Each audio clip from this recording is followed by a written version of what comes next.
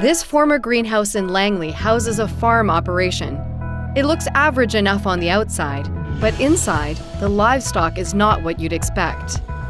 We're a farming activity here. We're operating a hatchery, we operate insect rearing, so instead of growing chickens, for example, we're growing larvae.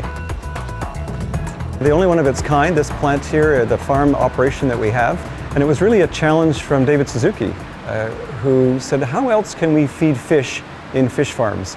Rather than feeding them ground up fish in their pellets, can we use something else?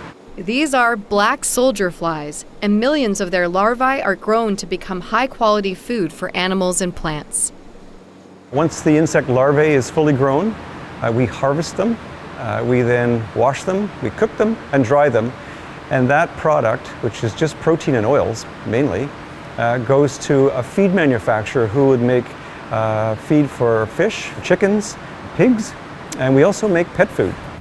The adults are easy care guests as they have no mouths, but their larvae do eat. Their food, known as feedstock, is regulated by the Canadian Food Inspection Agency because they will become part of the human food chain. If it's post-consumer food waste, we can't deal with that because it's had some kind of human contact. It doesn't fit the CFIA regulations. Feedstock here, again, it's mainly fruits and vegetables. It comes from grocery stores. It comes from the food processors, food packagers, the people who make the salads for the hotels and the pre-prepared foods in your grocery stores. A lot of it's packaged, so we depackage here. They are removed from the food and we recycle all of those. We then grind up all the food, so it looks like a fruit and veggie salsa, and that is pumped into tanks. And from the tanks, it's pumped into our insect rearing area, and the insects eat it. One of their feedstock suppliers is Fresh Start Foods. We process vegetables as well as fresh fruit. It's for use in hospitals, hotels, restaurants, various food service operations. We would process probably 30 to 40 million pounds of produce a year. 100% of all of our organic waste we have will be used in the Interra system to make food or become food as a feed product for different chicken and fish. And so that's really exciting for us.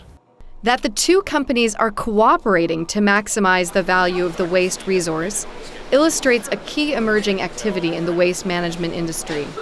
We feel like we're trailblazers on this one. We're taking a look at the organic waste industry, and we're separating it into pre-consumer.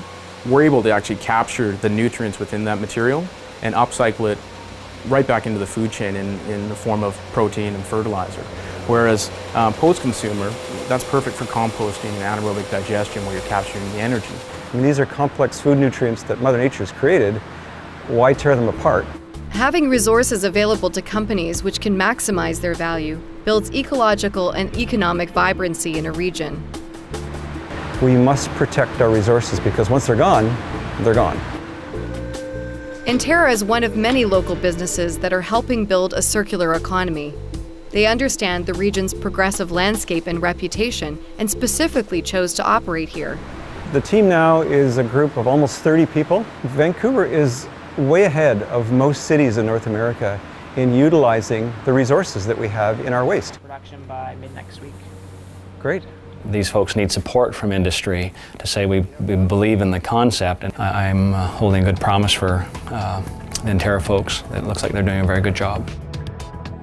Interra products are selling well in the United States, and once Canadian federal approval is obtained, the goal is to supply local farmers.